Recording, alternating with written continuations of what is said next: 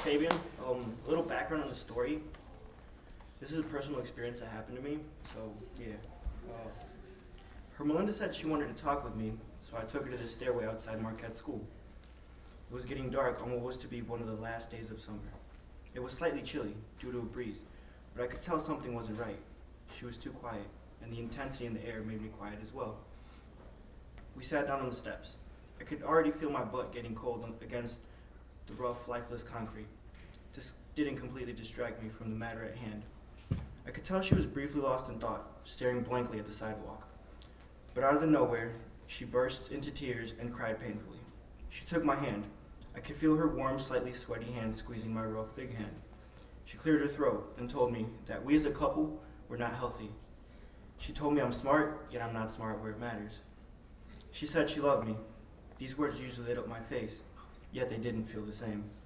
She told me how earlier that day she was hanging out with her ex, and how he kissed her, yet those were not the lips she knew. This filled me with rage and sorrow, yet my love for her made me quickly forget. As we talk back and forth, being outside at night, the block starts to show its true colors. I can see people walking back in the opposite direction because the group of gangbangers standing on the corner were causing havoc as they screamed what they were and who they were against. A truck drove past, speeding, blasting rap music. Not so long afterwards, the pungent smell of marijuana became present, yet my care for the world surrounding me was none. Because in my arms, there was the love of my life, a girl who blossomed like a rose, one that came across my path like the birds that flew overhead. Her sleek, soft hair smelled like flowers and shined under the moonlight. Her ears, red because of the metal plug she wore, had become cold. She almost blended into the environment. She wore all black with boots that seemed perfect for skull crushing. As she looked into my eyes, I could see hers were still wet from the tears previously shed. They were full of sorrow, yet I still smiled. She saw me smile, which was a good sign. She hinted a kiss was coming, so I leaned in with a cheesy facial expression.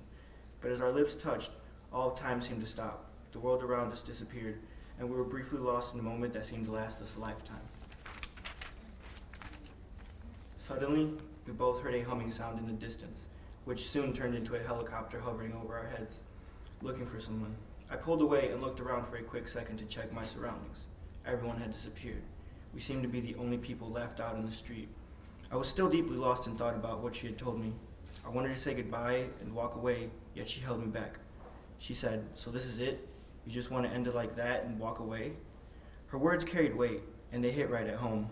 I'm stuck, because in the back of my head I was thinking, this isn't going to end well on either side. I'll get hurt, or she will, and I wanted to avoid that. I turned around. My facial expression must have had some sort of intense expression, because as soon as our eyes met, she let more tears out. I took her hand, trying to comfort her right then. My words didn't do much but make things worse, even if I were to choose them with the most wise intentions. So I say nothing. I grab her and I hold her tight, tighter than a bear hug. It's the type of hug you give to someone when you feel like they might never be seen again. Time goes by. As we stand there holding each other, not saying a word, but only exchanging looks of flashbacks we both had about each other. I can still remember the first time we kissed, and how we met through overheard conversations. It was ironic how at the time everything seemed to be falling apart. You can only think of the time you spent with that person. You can only think of the good time spent with that person. I shed a tear in resemblance of the end of us, and the start of something new. Finally, I said to her, "Why don't we just talk about this tomorrow and take the night to think over it?" She seemed to think it thoroughly and responded with a simple yes. We started to walk.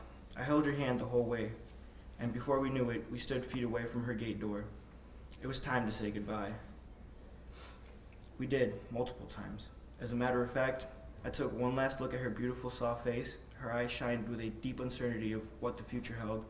I kissed her lips for what was the last time, turned around and walked away off into the cold night, heartbroken, never to feel her warmth again.